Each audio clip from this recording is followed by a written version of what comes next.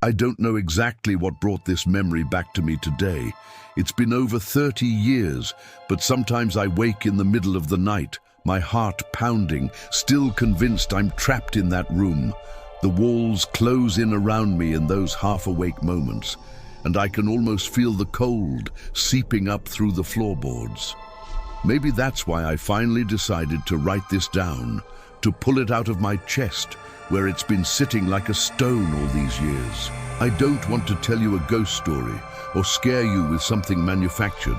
I just need to get this out of my head, to put it somewhere outside of myself. I was a resident at an orphanage deep in the interior of Minas Gerais, a place so remote it felt like the world had forgotten it existed. The building was demolished long ago, razed to the ground, and probably replaced by something modern and sterile. But I remember every inch of it with a clarity that frightens me. It was an old structure, painted in a dingy white that had yellowed with age and weather, covered in tall windows that seemed to watch you, and heavy wooden doors that groaned when they opened. The floors were always cold, even in the suffocating heat of summer, as if the stone itself refused to hold warmth. I entered those gates when I was about 8 years old, just after my mother passed away. I never knew my father, never even saw a photograph. It was just me and the world had decided I belonged there.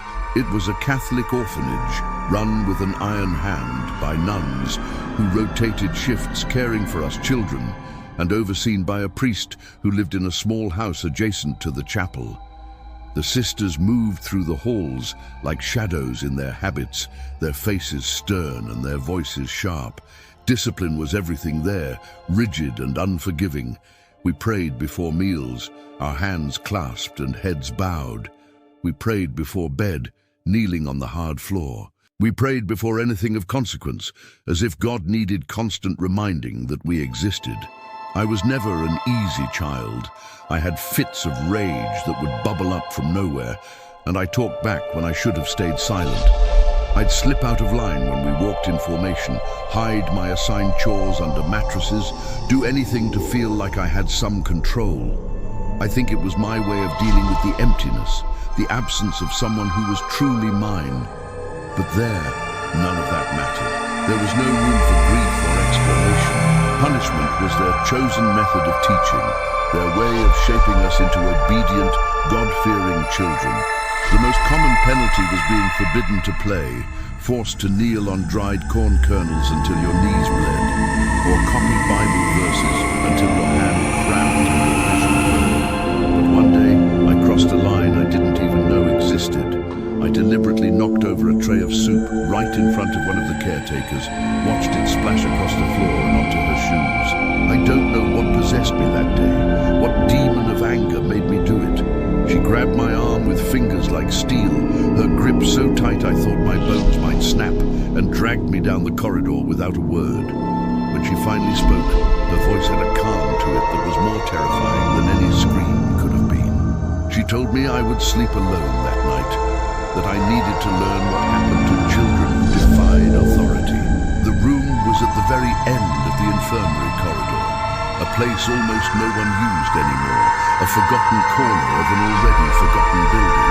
They said it used to be where they kept sick children under observation, isolated from the others. The walls were stained with dark patches that could have been anything. The ceiling was peeling and cracked, and there was a smell that never left. This combination of old disinfectant and creeping mold that got into your throat. She locked me inside with just a thin blanket and a small oil lamp that barely pushed back the darkness. I remember begging her not to take the light away, my voice breaking as I pleaded, but she took the lamp with her anyway. The door closed with a heavy thud, and I heard the key turn in the lock. Even so, I lay down on that narrow cot trying to cry, but the tears wouldn't come. The wind moved through the cracks in the walls and made the windows rattle in their frames. That's when I heard it. 3 dry knocks on the window. 1, 2, 3. The intervals between them were perfectly equal, measured, as if someone had counted out the seconds with deliberate precision. They weren't forceful blows that shook the glass, but the sound was crystal clear, unmistakable, like there was a hand on the other side tapping with intention. I forced myself up from the bed and looked through the gap in the curtain, my breath fogging the cold glass. All I could see was absolute blackness and the vague outline of trees swaying outside. I convinced myself it must be a branch hitting the window, just the wind playing tricks. But the sound didn't repeat. When morning finally came and they opened the door, the caretaker looked at me with that expression she always wore, like she was already ready to blame me for whatever came next. I just wanted to escape that room, to feel the presence of other people again. As I passed by the window on my way to the dining hall, something on the windowsill caught my eye and stopped me cold. 3 baby teeth, arranged in a perfect line, clean and white except for the yellowing at their edges. They were small, delicate, placed there unseen by careful attention. My first thought was that it must be some cruel joke from the other children, but nobody had access to that room.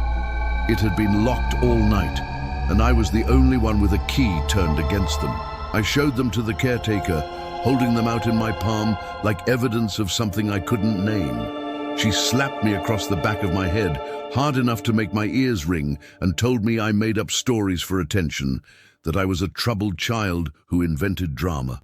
But later that day, when the volunteer dentist who visited the orphanage came for his monthly rounds, they checked every child's mouth.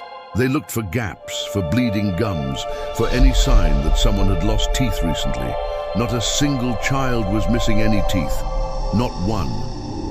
After that day, none of the other children wanted to sleep in that room. But because I kept getting into trouble, kept pushing boundaries I should have left alone, they always threatened me with the infirmary. It became their weapon of choice. I started avoiding anything that might land me back in that room, walking on eggshells, keeping my head down and my mouth shut. But the sound never left me. It lived in my memory, replaying at unexpected moments. About a month later, on a night when rain hammered against the roof, I was in the dormitory with the other boys, finally feeling safe in numbers. I woke to a familiar sound cutting through the storm.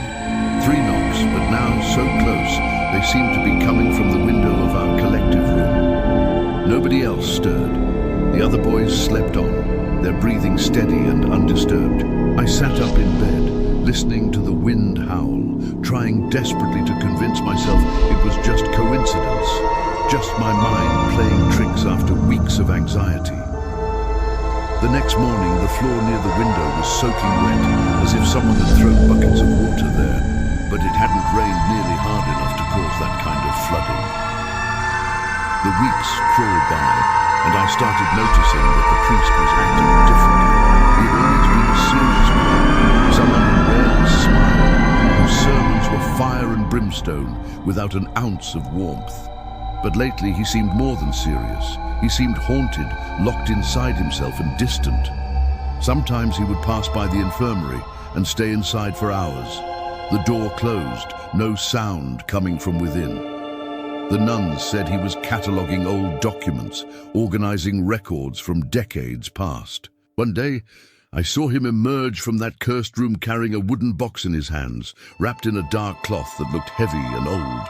When he realized I was standing in the corridor watching him, he looked at me in a way I've never forgotten. It wasn't anger in his eyes, or even annoyance at being observed. It was fear, pure and startling, as if I had witnessed something forbidden, something that could never be taken back. That night, the knocking returned with a vengeance. 3 dry taps followed by a light, metallic sound, like something sharp scraping slowly across the glass. I didn't have the courage to get up, to look, to confront whatever was out there. I just pulled the blanket over my head and prayed without knowing who I was praying to, the words tumbling out automatically.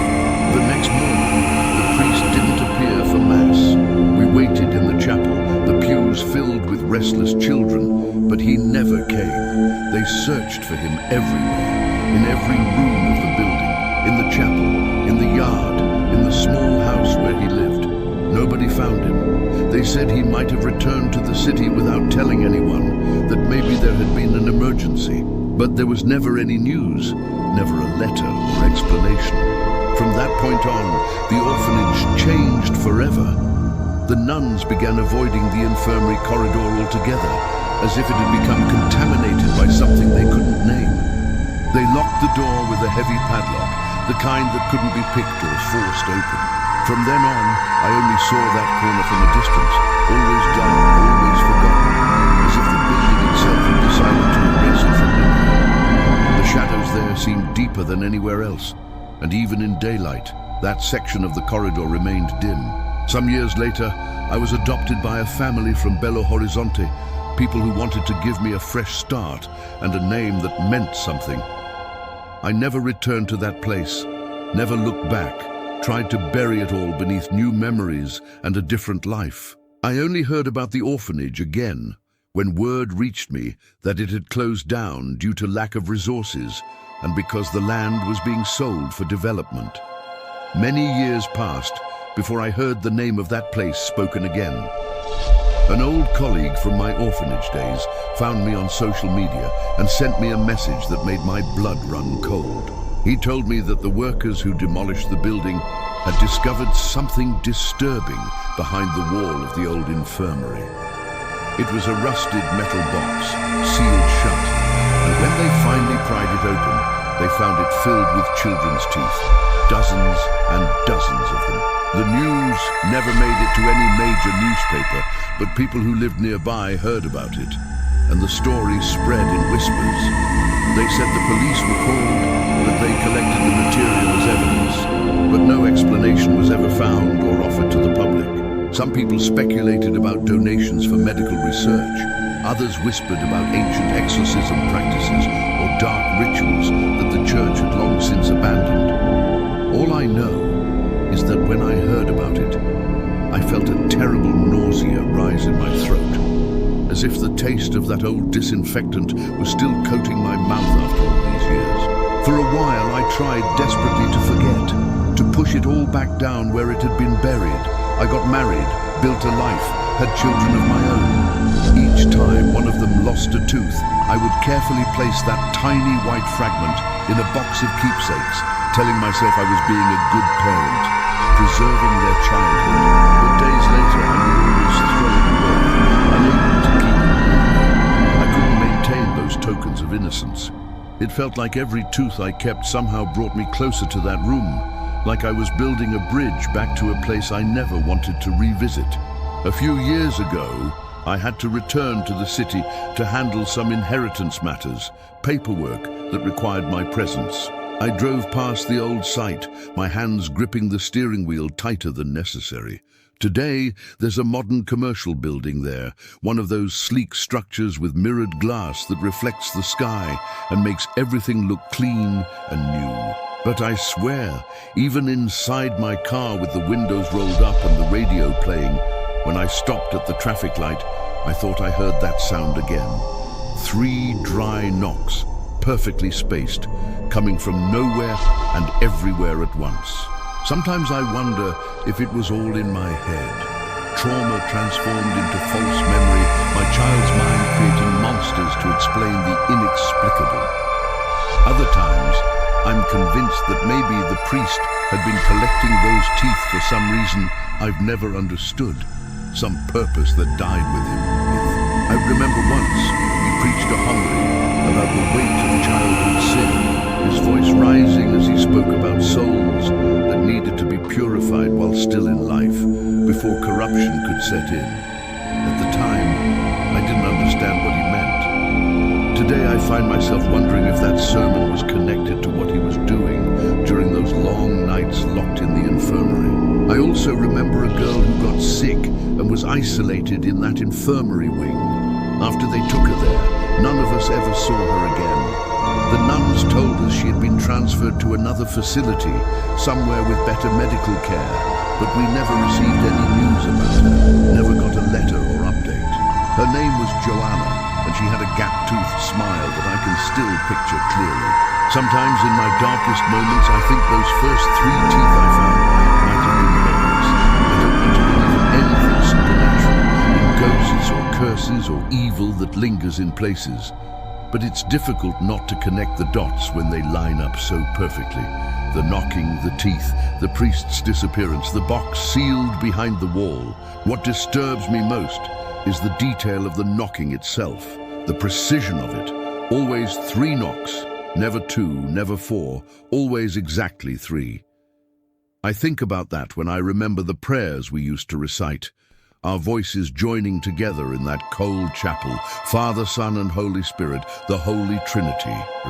I don't know if there's any connection, if I'm seeing patterns where none exist, but I can't stop my mind from drawing those lines. My wife tells me it's childhood trauma, that I need to leave this in the past where it belongs, that dwelling on it only gives it more power. But how do you leave behind something that keeps coming back on its own, uninvited and relentless? Sometimes, when the wind passes strongly through the windows here at home, the sound it makes is identical to those knocks, and I'm 8 years old again. I've thought about trying to find the old parish records to see if there's any documentation of what happened, but I was told that most of them were destroyed in a fire years ago. The nuns who ran the orphanage have all passed away, and the few former residents who remain prefer not to speak about those days, as if silence could erase what happened. I myself rarely talk about it, not out of shame, but out of fear of seeming crazy, of being dismissed as someone who can't separate memory from imagination.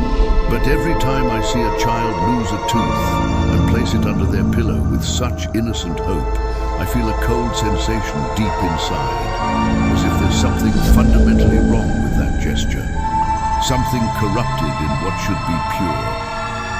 I don't know if you believe in these things, in stories like mine, but I needed to write this down, maybe just to leave it registered somewhere that this existed, that that place was real, that I existed within its walls and survived.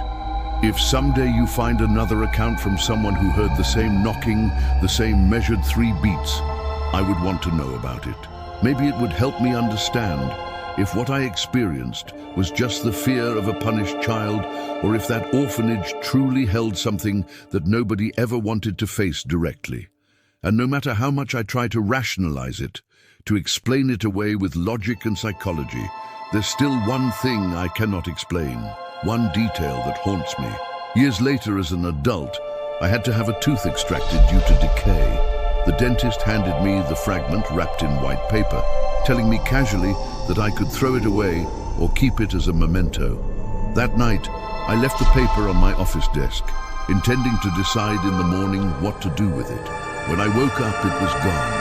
I searched everywhere, my hands shaking as I looked.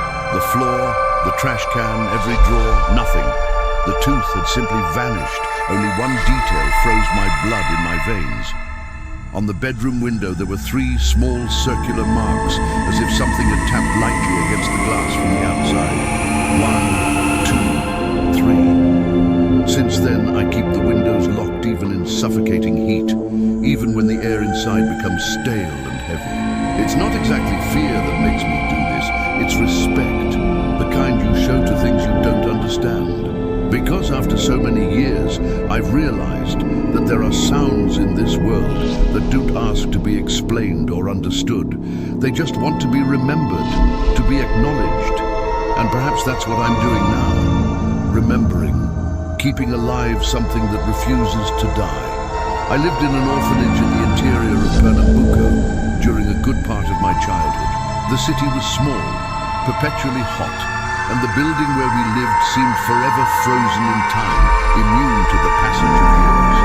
It was an old construction with thick walls, high ceilings that made our voices echo, and that smell of dampness that never left, no matter how many windows we opened or how hard the sun beat down. I don't like to say I grew up in a sad place, because there were good moments too, moments of light in the darkness. We played in the cement courtyard, our laughter bouncing off the walls. We sang in masses, our voices rising toward those high ceilings. We helped in the kitchen, feeling useful and needed. But there was a silence in the air, especially at night, that seemed to make everything heavier, more oppressive. It wasn't fear exactly, it was a kind of constant presence, as if someone was watching us all the time, observing from the shadows and waiting. Tentar Novament, the main room, sat right at the entrance of the building, serving as the heart of our daily rituals. It was where visits happened, where prayers were recited in unison, and where the portrait of the orphanage's benefactor hung in solemn authority. She was a woman dressed in dark clothing, her hair pulled back severely, her face unnaturally pale, almost ghostly. To this day, I don't know her actual name. The nuns only ever referred to her as the Lady, speaking those words with a reverence that bordered on fear. The portrait was enormous, nearly the size of a door, and it dominated the entire wall above an antique dresser that no one was allowed to touch. The gilded frame had cracks running through it like veins, and the paint on her face was peeling in places, which gave her eyes a strange, almost luminous quality in certain light. Every time we passed through that room, someone would make the sign of the cross. It wasn't mandatory. There was no rule posted on the wall, but nobody ever failed to do it. It was instinct, or perhaps something deeper than instinct. For as long as I can remember, the portrait was kept turned toward the wall, its face hidden from view. The nuns said it was out of respect, because the lady had already done so much for us and deserved to rest undisturbed. When visitors came, we would watch the sister in charge quickly turn the portrait around, straightening it with hurried movements, like someone ashamed of what they've been hiding. Then, as soon as the gate closed behind the departing guests and their footsteps faded, she would return and carefully turn the portrait back again, her hands trembling slightly. Nobody ever explained the real reason for this ritual. They only told us that once, years before any of us arrived, a girl had stood staring at the portrait for so long that she collapsed, and from that day forward, they decided to leave it facing the wall. I must have been about 12 when I started noticing that every time something bad happened, a fight between children, a sudden illness, or even the death of a neighbor in town, the portrait was mentioned in hushed whispers. "Better leave it as it is," the caretakers would say, their voices tight with an emotion I couldn't quite identify. And that would be the end of the discussion. One day, Sister Clara, who ran the orphanage with firm but fair authority, fell seriously ill. She was severe in her discipline, but never cruel, and when they took her to the hospital, the entire routine fell into disarray. For the first time, they let the older girls take charge of cleaning and maintaining the house. By that time, I was sleeping in the dormitory for the older children, a room positioned near the staircase where every sound echoed. It was there, one night, returning from the bathroom with my eyes still heavy with sleep, that I saw the portrait hanging at an odd angle. Nobody had turned it completely around yet, but it was tilted to one side, as if someone had started the movement and stopped halfway through, abandoning their intention. I stood there frozen, staring at it. It wasn't fear that held me in place. It was curiosity, raw and compelling. The portrait seemed like it wanted to say something, to communicate across the years. And I, without thinking through the consequences, walked over and turned it to face the room. The moment I did it, regret flooded through me. The room was dimly lit, illuminated only by the weak light spilling in from the corridor.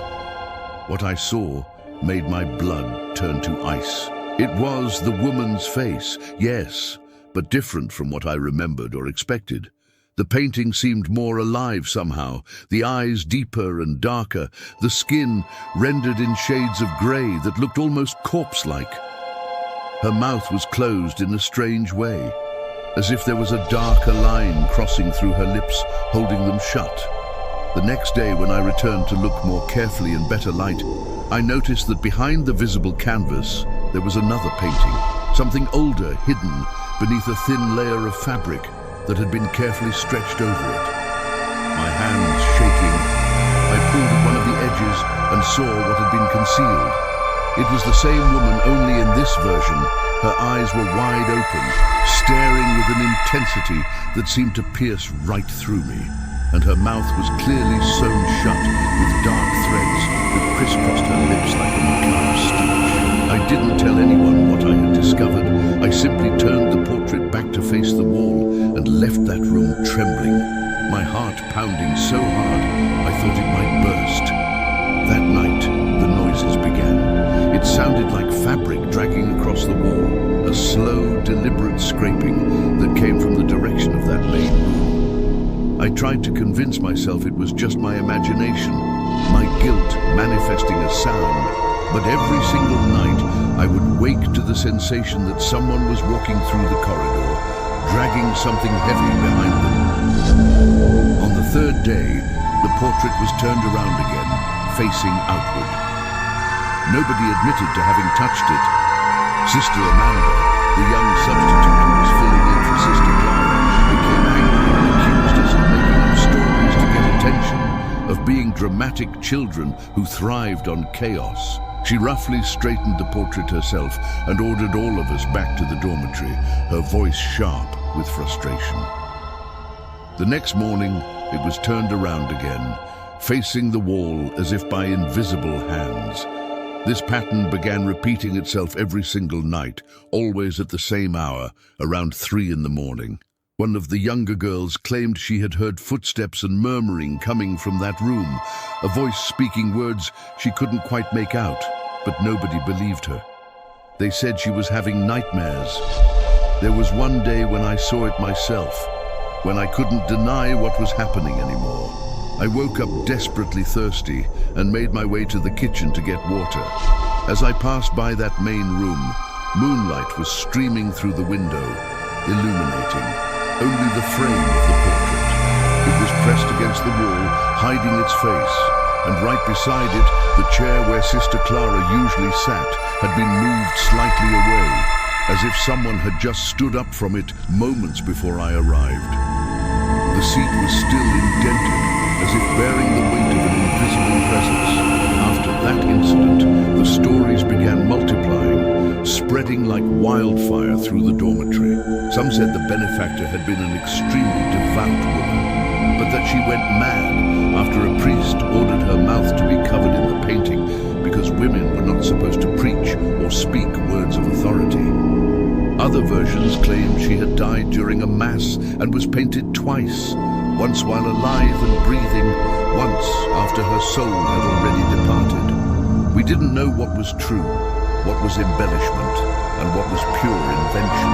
All we knew with certainty was that every nun who tried to remove the portrait or change its position ended up leaving the orphanage soon after. Some fell mysteriously ill with ailments doctors couldn't diagnose. Others requested immediate transfers to different institutions, their faces pale and drawn.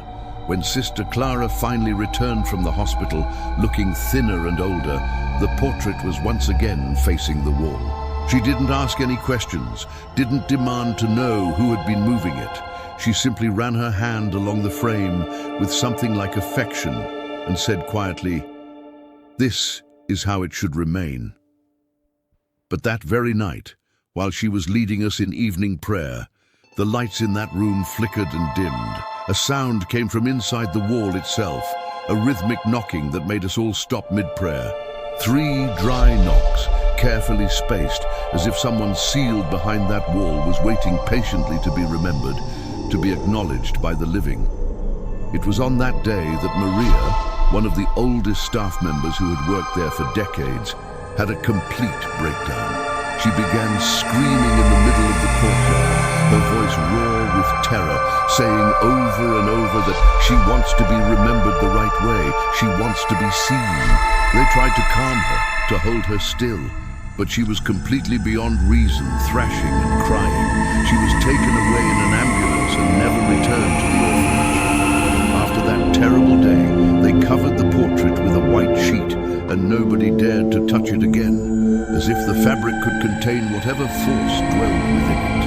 I grew up, left that place behind, and the institution eventually closed its doors a few years later due to declining funds and changing regulations. For a long time, I convinced myself that the whole thing had been a product of childhood imagination, collective fear feeding on itself, the power of suggestion, until recently, when a friend who still lives in that city sent me a photograph of the old building. The orphanage is now used as a municipal storage facility, dusty and forgotten. In the photo, pressed against the main wall in the exact same position, is that same portrait. My friend told me that nobody has been able to remove it from that spot, because every single time they try to place it somewhere else, in a different room or even in storage, the portrait appears back in the morning, returned to its original location, always turned toward the wall. Sometimes I try to rationalize what happened, to find logical explanations. I tell myself the fabric must have loosened with time, that maybe everything was just a series of strange coincidences with no connection. But there's one memory that refuses to leave my mind, that plays on repeat in my darkest moments. It was my last night there, just before I was transferred to a foster family who had agreed to take me in. I woke suddenly, my eyes opening to find the main room completely illuminated, every light burning bright, even though it was the middle of the night. One of the nuns stood motionless before the covered portrait, her body rigid with tension, and beneath the white sheet, you could clearly see the outline of a face pressing outward, as if something behind the canvas was trying to push through the fabric from the inside out. The shape was distinct, undeniable, bulging against the cloth. She remained there, praying in a low whisper, her voice trembling, without the courage to remove the covering and see what lay beneath. After that night, I never returned to that place, never looked back at those walls that had held so much darkness. Today, at 35 years old, I still dream about that woman with disturbing regularity. She always appears in profile, her face partially hidden, her mouth sewn shut with those dark threads. In the dream, she never speaks, never makes a sound, but slowly turns her head toward me, as if she recognizes me across time and distance, as if we share some terrible secret. And when her eyes finally meet mine, when that connection is made, I wake with the overwhelming sensation that the entire room has been turned upside down, that gravity itself has shifted. I don't know if what happened was real, if those events actually occurred, or if they're just memories distorted by time and fear. Maybe it was nothing more than childhood trauma mixed with the oppressive weight of that place, my young mind trying to make sense of things beyond my understanding. But every time I see an antique portrait in someone's house, my first instinct is to look behind it, to check what might be hidden there. And I have never again been able to sleep peacefully in any room where there's a picture turned toward the wall, where something might be watching from the darkness. I don't know if this qualifies as a horror story, if it fits neatly into any category, but it's something I've never been able to properly tell anyone, not even when I was younger and the memories were fresher. I think perhaps now, writing it all down, it becomes easier to organize what I remember, to give shape to the shadows. I grew up in an orphanage run by nuns, in a small town deep in the interior of Paraná, where time seemed to move differently. It was an old place, with walls that were perpetually damp, filled with the smell of harsh soap and iron, and a silence that only broke from the effective bell, the sound of girls praying in the courtyard. The routine never varied, as predictable as sunrise. We woke early, made our beds with military precision, helped with the endless cleaning, studied our lessons, and prayed. We learned to stay quiet, because in that place, silence was considered a form of respect, maybe even reverence. The nuns weren't cruel exactly, but they also didn't know what affection was, how to show warmth to children who desperately needed it. Most of us couldn't properly remember our families anymore, so all that remained was obedience, following rules without question. I must have been about 9 years old when I first heard someone mention the brush room. It was located behind the laundry, in a section of the building that was rarely used, almost forgotten. There was an old wooden door painted white, and on it hung a handwritten sign that read, "Cleaning supplies, do not enter." But the strange thing was that nobody ever saw anyone go in or come out of there, not during the day, not during our chores. What made us curious, what kept the mystery alive, was the sound. Every single night, right around the time when the dormitory lights were turned off, you could hear a noise coming from that room, like someone was scrubbing the floor with tremendous force, on their knees using a stiff brush. The sound was rhythmic and insistent, lasting for long minutes that stretched into what felt like hours. Sometimes it would stop abruptly without warning and then resume hours later as if it had never ceased. The nuns claimed it was just old pipes making noise, the building settling, but none of them went anywhere near the laundry after dinner. Their avoidance was too obvious, too deliberate. We invented stories to make sense of it because children need explanations even when adults refuse to provide them. Some said it was the spirit of a woman who had worked there decades ago, punished eternally for letting a child fall into the washing tank. Others whispered that it was a former resident who had escaped and was hiding inside, scrubbing away some terrible sin. Children will believe anything that fills the silence, that makes the darkness less frightening. Over time, it became a game among us, a dare. Who would be brave enough to approach that door after 9 at night? And like all bets between children, eventually someone decided to test their courage. His name was Paolo. He was the same age as me, and he slept in the bunk above mine. He was one of those boys who seemed genuinely fearless, who walked through the world without hesitation. I remember one Friday night, after evening prayers had ended and we were supposed to be settling down to sleep, he nudged me and whispered that he was going to the brush room. I told him it was foolish, that if any of the nuns caught him wandering the corridors at night, punishment would be certain and severe, but he just shrugged and said he was only going to take a quick look and come right back. And if I wanted to prove I wasn't a coward, I could come with him. The truth is, I went more out of pride than courage, not wanting to be seen as weak. We waited for the sound to begin, that scratching noise of bristles scraping across the floor, and then we slipped out into the darkness. The laundry corridor was the coldest in the entire building. The light flickered constantly, and the floor was made of worn cement that was always somehow damp. When we arrived, the door stood there with its paint peeling away in long strips. The warning still read, "Do not enter," in faded letters. Paolo tried the handle, pushing hard, but it was locked tight. He laughed and said the whole legend was just talk, nothing to worry about. We returned to the dormitory laughing nervously, but before falling asleep, he told me he was going to get the key from the caretaker somehow. I thought it was just another one of his empty promises, the kind he made constantly and never fulfilled. The next day, I noticed he spent the entire afternoon observing the nuns and lurking near the storage areas, watching their movements. That night, when everyone had gone to bed, he showed me an old rusted key with obvious pride. He said he'd found it in one of the corridor cabinets and that tonight we were going to open that door for real, going to solve the mystery once and for all. When we arrived at the door, the sound had already started. It was louder than normal, more aggressive, as if someone was scrubbing the floor violently right behind the wall, just inches away from where we stood. The key turned with difficulty, the lock resisting before finally giving way. The smell that poured out made me want to vomit.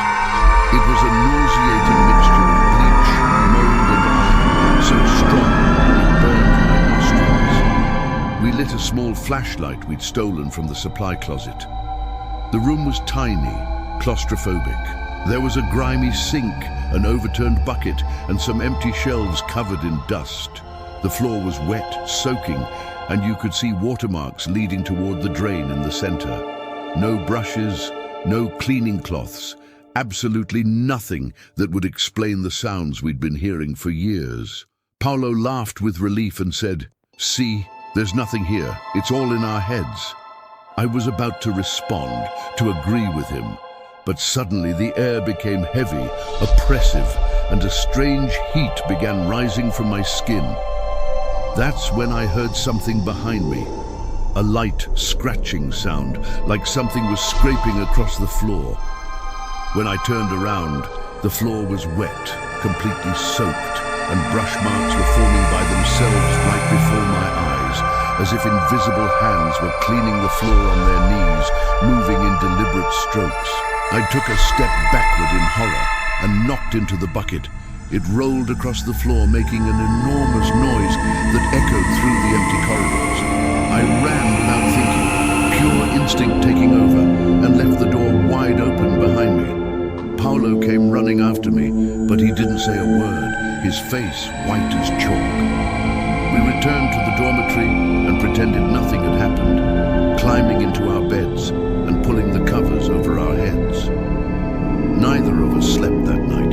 The next morning, Paolo didn't come down for breakfast. The nuns said he was feeling ill, running a fever. When I went to check on him later, he was sitting on his bed, pale as death, with his legs covered in wounds. They looked like burns on his knees, raw and angry. He told me they hurt terribly, that it felt like he had scrubbed floors all night long without stopping. I swear I saw his hands too, the skin thin and damaged, as if he had worked with harsh soap flies. The nuns assumed it was some kind of allergic reaction and ordered him to stay in bed and rest. Nobody mentioned the room again. The subject became forbidden. The following week, Paolo was taken to another shelter. They said he needed specialized treatment that they couldn't provide. I never saw him again, never got to ask him what really happened that night. After that incident, the sound of the brushes continued for a while, always at the same time, always with the same rhythm. But one day it simply stopped, ceased completely. Nobody talked about it anymore. The mystery was buried along with everything else. I grew up, left that place when I turned 17, and tried to build a normal life, to forget. I worked various jobs, lived in different cities, did everything I could to erase those memories, until about 3 years ago when I needed to return to the interior to handle some legal documents. Out of curiosity, or maybe something deeper, I drove past the old orphanage. It was closed, abandoned, with a rusted gate and weeds growing up through cracks in the walls. The building looked smaller than I remembered, diminished somehow. There was a man cleaning the courtyard, sweeping leaves into piles. He must have been the new caretaker. I talked with him, told him I'd grown up there many years ago. He said they were renovating the place to turn it into some kind of community shelter. And then he mentioned something that made my blood freeze in my veins. That back wing there is a real problem, he said, gesturing toward the laundry area. It's always damp, the floor constantly wet no matter what we do. Oh, the workers keep thinking there's a leak somewhere, but we've never found any broken pipes. It's the strangest thing. It's like someone washes the floor every single night. I didn't respond, couldn't find the words. I just stared at the laundry corridor, my heart pounding. The wall where the door used to be was now smooth, painted fresh white. There was no sign that the brush had ever existed there. I walked back to my car with the desperate hope that everything had been in my head, just childhood imagination run wild. But in the rearview mirror, for just an instant, I saw the reflection of that corridor, and I swear the floor looked wet, glistening, as if someone had just finished cleaning it moments before.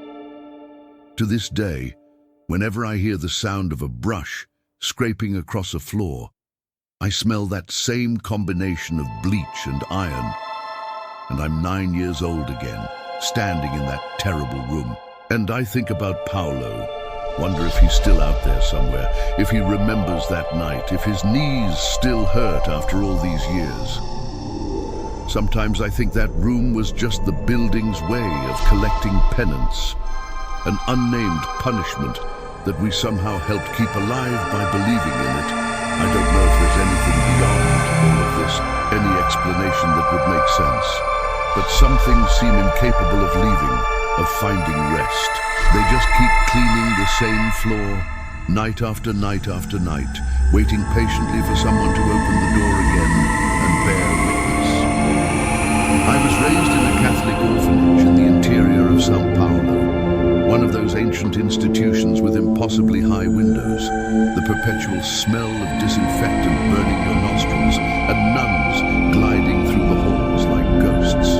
The institution was called Santa Isabel, and I lived within those walls from age 5 until I turned 17 and finally earned my freedom. They said it was one of the most disciplined places in the entire congregation, a model institution that other orphanages should aspire to emulate. But those who actually lived there, who breathed that air and walked those corridors, knew it was something else entirely. It wasn't hell exactly, wasn't a place of outright cruelty, but it also never came close to being a home, never offered the warmth or safety that word implies. The routine was always identical, unchanging as the seasons. We woke at 5 in the morning, stumbled to freezing cold showers that shocked us awake, attended mass with heavy eyes, then ate breakfast consisting of stale bread and powdered milk that left a chalky taste in your mouth.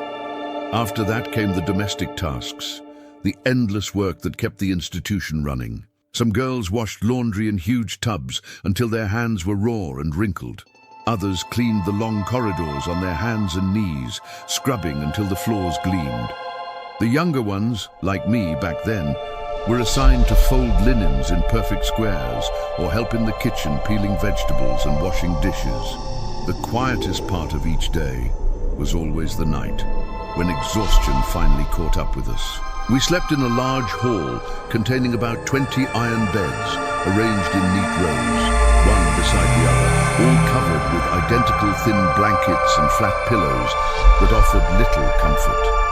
The lights were always left partially on, casting everything in a dim, sickly glow. The nuns claimed it was to prevent nighttime surprises, to keep us safe, but the truth everyone understood was simpler. It was to watch us, to monitor our every movement, even in sleep. I was only 6 years old when I first noticed that one of the girls never lay down to sleep like the rest of us. Her name was Teresa, and she was painfully thin with jet black hair that seemed to absorb the dim light. And she always appeared awake, alert, unnaturally so. At first, I assumed she just took longer to fall asleep than the others, that maybe she had insomnia or worries that kept her mind racing. But as weeks passed, I realized she genuinely never slept at all. She would stand, leaning against the wall, perfectly upright, staring straight ahead without blinking. The weak light hit her face at an angle, and you could clearly see her eyes wide open, her body completely motionless, as if she had forgotten how to exist as a living thing. The caretakers insisted she was sleepwalking and warned us repeatedly that you should never wake a sleepwalker, that it could be dangerous. But I grew up hearing that sleepwalkers move around, that they walk and talk and stumble into things. Teresa did none of that. She just stood there, hour after hour, until morning came. And the strangest part, the detail that made my skin crawl, was that every single morning she knew exactly what had happened during the night. She knew who had gotten up to use the bathroom, who had cried into their pillow, who had suffered from nightmares and called out in their sleep. We would ask her how she possibly knew these things, and she would answer in that flat voice of hers, "You all talk in your sleep." But not everyone talked, and she knew things that couldn't be explained by overheard whispers. I remember one specific night, one of those evenings when rain hammered against the roof and lightning illuminated the dormitory in bright flashes. I woke because of a particularly loud thunderclap that made the windows rattle, and I saw immediately that Teresa wasn't standing in her usual corner. My eyes scanned the darkness until I found her position near the window, her lips moving as she whispered something into the storm. The words were too low to make out clearly, but they were repeated in a pattern, rhythmic and deliberate. They were names, I realized, with growing horror. She was reciting the names of the girls in the dormitory, one by one, like a roll call. I remained frozen in my bed, pretending to sleep, my heart pounding as I listened for my turn to come. When she finally murmured, "Helena, speaking my name into the darkness, my entire body went cold with a fear I had never experienced before. The next day, one of the girls, the one who slept in the bed directly beside Teresa's, developed a high fever. Her cheeks flushed red and her eyes glazed over. The nuns called for the priest, who performed prayers over her and instructed them to give her herbal tea. But within 2 days, she had deteriorated rapidly, becoming too ill to stay at the orphanage. She was taken to the hospital in town. They told us it was pneumonia, that she would recover and return soon. She never came back, and we never learned what happened to her. After that incident, similar things began happening with disturbing frequency. Each time Teresa spent a night murmuring names into the darkness, someone would fall ill within days. The illnesses were all eerily similar in their progression. High fever that wouldn't break, persistent cough that grew worse, exhaustion so complete they could barely lift their heads, and then finally silence, permanent silence. I wasn't the only one who noticed the pattern, who saw the connection between Teresa's nighttime rituals and the disappearances. But nobody spoke about it openly, as if voicing our suspicions would make them more real. The nuns dismissed it all as unfortunate coincidence, while the priest declared it was God's punishment, meant to remind us we needed to pray more fervently, to be more devoted. Starting that terrible winter, the dormitory grew emptier with each passing month. 3 girls died. Nobody asked questions, nobody demanded answers, nobody investigated. None of them were buried there, of course. The sisters always said the bodies were sent to distant family members who claimed them, which never made any sense because they were orphans just like the rest of us, abandoned and alone. And even though I didn't want to believe it, didn't want to accept what my eyes were showing me, I began observing Teresa with genuine fear. She continued sleeping, standing up every single night, and the more I grew, the more years that passed, the more I noticed that her body never changed at all. She didn't grow taller, didn't gain weight, didn't age even slightly. It was as if time itself refused to touch her, as if she existed outside its normal flow. There was one night when I finally decided to confront this mystery directly, to get answers, no matter how terrifying they might be. I stayed awake, forcing my eyes to remain open, pretending to sleep while watching her through barely parted eyelids. When all the other girls had fallen into deep sleep and their breathing grew steady, I slowly sat up in my bed, my heart hammering. She was standing there as always, motionless as a statue, and I asked in the softest whisper if she ever felt tired, if she never wanted to sleep. She turned her face toward me very slowly, and what frightened me most wasn't her expression or her hollow eyes. It was the sound her neck made as it rotated a dry crack like old wood splitting, like something that hadn't moved in centuries suddenly being forced into motion. She smiled at me, then a smile that didn't reach her eyes, that held no warmth or humanity, and she responded in a voice that sounded like it was coming from somewhere far away. I've already slept enough.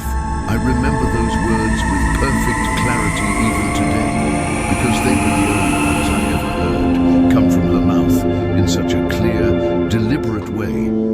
After she spoke them, she turned back to face the wall and didn't move again for the rest of the night, becoming a statue once more.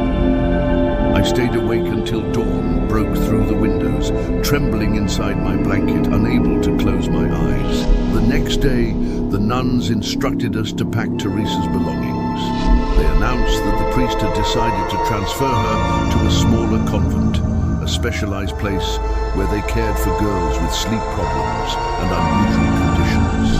Her suitcase was tiny, containing only a hairbrush, 2 changes of clothes, and a rosary with worn beads.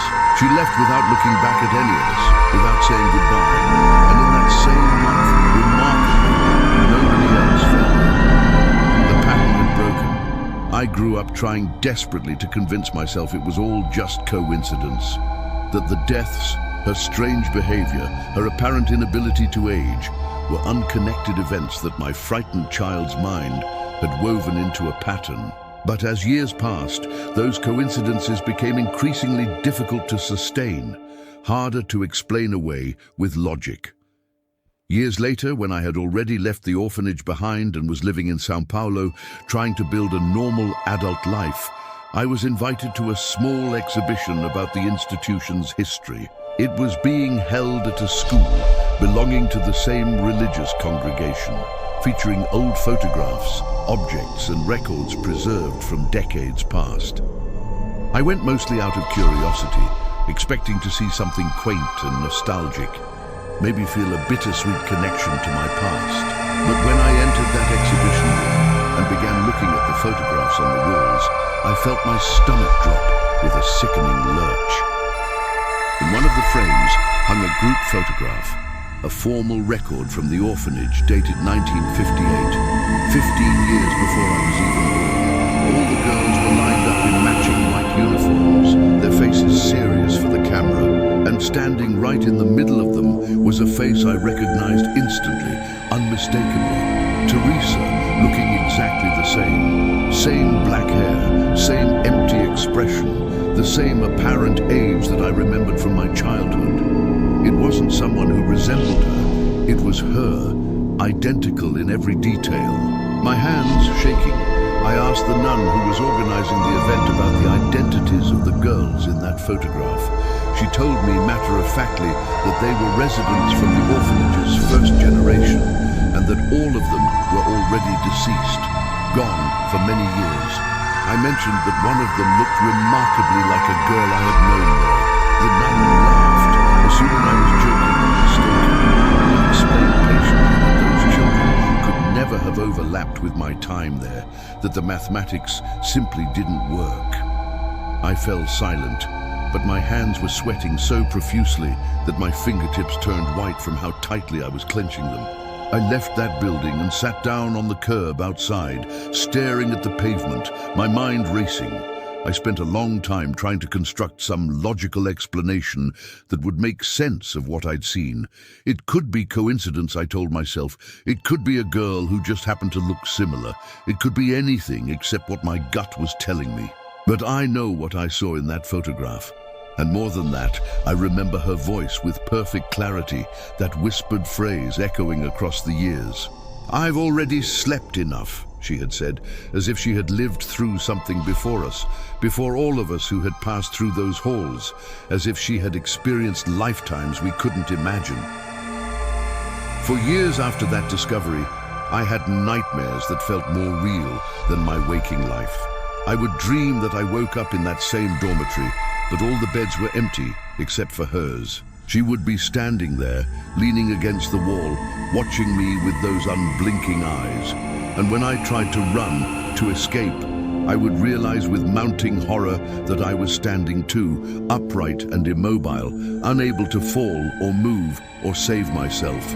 These dreams came and went in waves, haunting me for weeks and then disappearing for months, until eventually time did its work and I began forgetting, or at least pretending I had forgotten. After I left the orphanage system, I tried desperately to follow a normal path, to build something ordinary. I worked in a bakery, kneading dough before dawn. Then I worked in private homes, cleaning and caring for other people's families. Eventually, I managed to study, to get an education. Today, I have a degree in social work, and ironically, I work with child welfare and foster care. I usually tell people I chose this profession to try to repair what I never had, to give children the safety and care I was denied. But truthfully, I think it's because I don't want to forget, because forgetting would mean those girls died for nothing. There are nights when I walk through the dormitories of the children in my care and see one or another lying awake, staring at the ceiling with wide eyes. In those moments, that old fear comes rushing back. The fear of seeing someone standing upright, leaning against the wall, observing in the darkness. I know it's irrational, that it makes no logical sense, but it's the kind of fear that lives in your body, that becomes part of your cells, even when your mind tries desperately to erase it. Some years ago, driven by a need I couldn't quite explain, I searched for old records from the orphanage. The institution had closed permanently, The building demolished and replaced by something modern. Most of the archives had been lost to time, water damage, and bureaucratic indifference. But I did find one curious thing in an old neighborhood newspaper from the archives.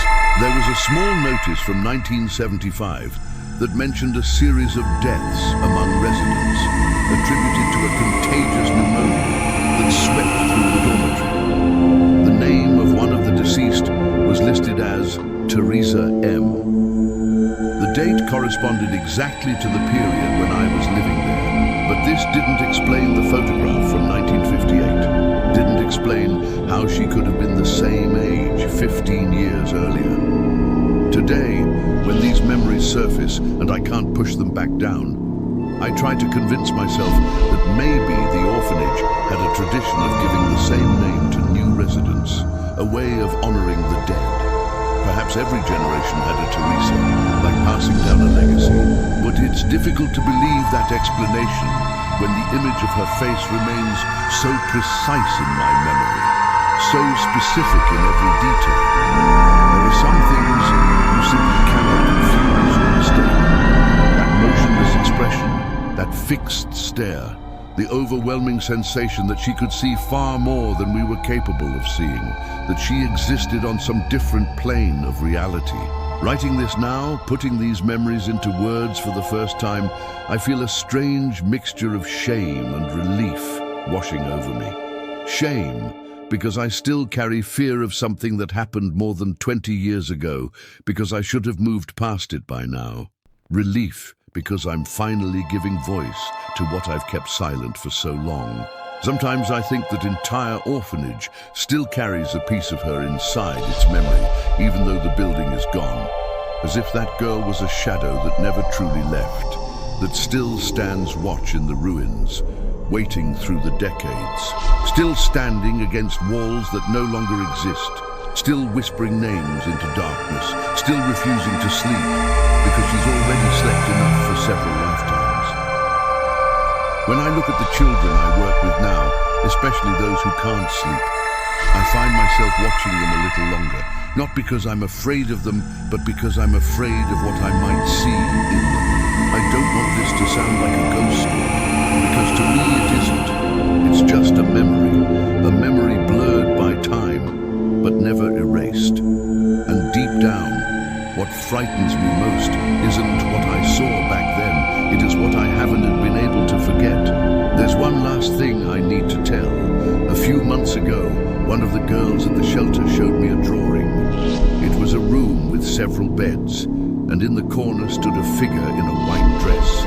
I asked who it was, and she said, "It's the lady who stands at night." She laughed when she said it, as if it were just her imagination.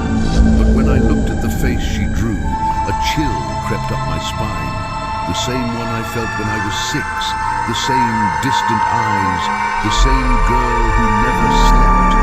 Do you ever wonder if some memories are not memories at all, but echoes of something still lingering?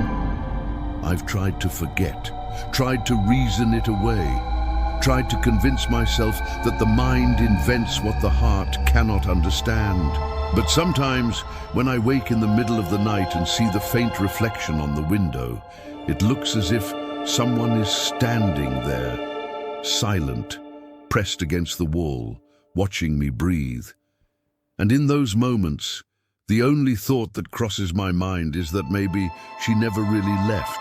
Maybe she's been waiting all this time, just to see me standing still in my sleep too. It's been many years since I left that place. I don't even know if they still call it an orphanage. Back then, it was an old mansion with peeling walls, the smell of disinfectant and rain slipping through the cracks. I was about 7 when I was left there. I remember the gate closing, a nun asking me not to cry, telling me it was for my own good. I never saw my mother again after that day. I grew up learning to bury the ache, because every memory of her felt like reopening a wound that never healed. You learn to swallow the emptiness to keep going. I built my life the best way I could. Started working early, left as soon as I turned 18, and never looked back. But a few weeks ago, a box arrived at my house. The mailman asked if I was the man who once lived at the Bento institution. For a moment, I froze. It had been so long since I'd heard that name. I signed the receipt and carried the box inside, unsure if I should open it. It was made of thick cardboard, tied with old string, the kind of thing from another time. Inside, I found fragments of the past. A small blue shirt embroidered with the institution's name, a tiny crucifix, a few of my old drawings, and a worn notebook. At the bottom, there was an envelope, yellowed and fragile, with my name written in a shaky child's hand. My own handwriting. I stared at it for minutes. The paper was stained, the stamp unmarked, as if it had waited all these years to be sent. The strangest part was the address. It was my mother's. I didn't remember writing it, but when I turned the envelope over, I saw the date. 1 month before the day she left me there, and a cold shiver climbed slowly up the back of my neck. I stood there holding that piece of paper as if it were alive. I thought about not opening it, but curiosity and a sorrow I thought had long faded won in the end. The letter was short, written in a child's uneven hand, full of spelling mistakes. It said something like, "Mom, I'm waiting for you to come get me. I don't want to stay here anymore. They said you'd leave me for a while, but I've already waited and the time won't end. I left you a drawing so you can remember me." At the bottom, there was a crooked heart and the shaky signature of your son Marcos. I read it and felt the ground fall away beneath me. How had this letter never been sent? Who had kept it? And why send it now after all these years? The box gave no answers, no note, no explanation, just the letter and the weight of old memories. I spent the next few days trying to make sense of it, imagining that maybe an old worker from the orphanage had found my belongings and decided to return them. But the more I thought about it, the less the dates made sense. I was only a child. How could I have written a letter to my mother before I was even taken there? I tried to dig through the fragments of memory for any logic. I remembered my mother looking tired, going out often, sometimes leaving me with a neighbor. I remembered hearing her cry in the kitchen, whispering that she couldn't go on. Maybe I wrote the letter then. Maybe she never saw it because I never sent it. I went to the address written on the envelope. It still existed. A small old house in the outskirts of Curitiba. The wall painted a soft green. An elderly woman opened the gate. When I asked if she knew a woman named Teresa, my mother's name, she only shook her head and said the previous tenant had died more than 10 years ago. I thanked her and left without saying who I was. I went home with the letter in my backpack, unable to throw it away. I set it on the table and spent the night just looking at it, wondering what might have happened. Sometimes I think my mother did receive the letter, but couldn't bring herself to face me, so she quietly put it back in the box, as if trying to erase the past. Other times, I think it never left the drawers of that orphanage, and someone just stumbled upon it by chance. But maybe it doesn't matter. What stayed with me was the feeling that in some way that little boy was still waiting for an answer. The following week, I decided to write another letter, this time with my grown-up handwriting. I didn't ask for explanations or forgiveness. I just thanked her for giving me what little she could and for leaving me, perhaps so I could have a chance. I placed the new envelope beside the old one, both resting in a wooden box. I left the stamp unmarked, just like before, not to send, but to remind myself that some messages are never meant to arrive, and maybe that's how they find peace. Since then, I've been dreaming of the orphanage, not in a frightening way. I see the empty courtyard, the open gate, and a child sitting on the step, legs swinging, holding a piece of paper. He smiles. I don't know if it's me, a memory, or just something my mind created, but it's always the same calm smile, as if he finally felt heard. Sometimes I wake with the sense that the letter somehow fulfilled its purpose. Not for her, but for me. I worked for several years at a children's shelter run by a religious institution. It was an old place, the kind that always smelled faintly of disinfectant, no matter how often it was cleaned. The children slept in dormitories, separated by age, and there was always someone on duty in the infirmary in case a child woke up sick or frightened during the night. I started there as an assistant, helping with baths, meals, and occasionally covering the night shifts. That's how I met Mrs. Azira, a short woman with tightly pinned hair who had worked there for over 20 years. She never missed a day and knew every child's name, even those who had long since left. Mrs. Azira had the habit of sleeping sitting up, not a quick nap. She truly slept that way. She would push 2 iron chairs together, place a thin pillow, and rest against the wall, always with a folded blanket on her lap. When asked why she didn't use the cot in the resting room, she'd just smile and say she needed to keep watch over the little ones, who sometimes woke up with fevers or nightmares. We used to joke that she was made of steel, that her body had adapted to the chairs, and in a way it had. She never complained, never took time off, never wavered. When she retired, the shelter threw her a small farewell with a simple cake. I remember her face. It looked lost, as if she didn't know how to exist away from that place.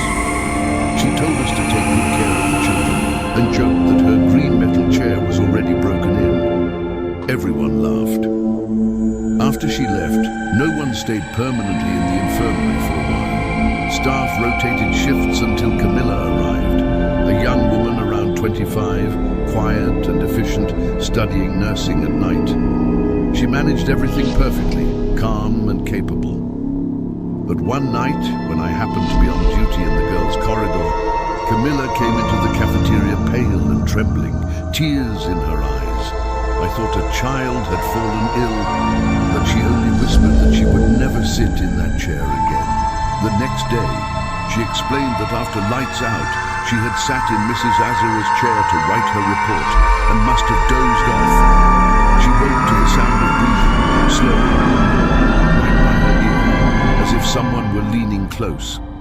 When she turned, no one was there, but the air still brushed against her skin, and the chairs shook slightly, as though someone had just stood up. She swore it wasn't the wind. The fan was off, the windows closed. From that night on, she spent her shifts walking instead of sitting. The management assumed she was overtired and offered her another position, but she refused. She said she was fine, just not with those green chairs. Over time, the story turned into a quiet joke. People said Mrs. Azira was still keeping watch, making sure no one slept on duty. But beneath the laughter, no one really wanted to test it. The chairs stayed in the infirmary, untouched, yet always spotless. Months later, I covered a night shift again. I went to the infirmary for a thermometer and found myself standing before the chairs. The dim light from the corridor hit the metal just right, revealing how worn it had become, more than the rest of the room, as if time pressed heavier there. Out of curiosity, I touched the armrest. It was warm, in the middle of winter. Maybe it was just suggestion, the mind repeating a story until the body believes it, when I felt a breath beside me, soft, human, like a sigh. I stepped back, waited a moment, then simply closed the door and left. Since then, every time I visit the shelter, I notice those chairs are still there. No one has replaced them. No one mentions Mrs. Azira, but her name remains on the small metal tag above the medicine cabinet, untouched. I never truly understood what happened that night. Maybe it was my own warmth reflected back. Maybe it was the air. But it's strange to think that of everything she left behind, the one place no one dares to occupy is the one she called her watch post. And the truth is, when I remember her sitting there, I don't feel fear. I feel that she's still doing what she always did, keeping watch in her own way, even after finally resting.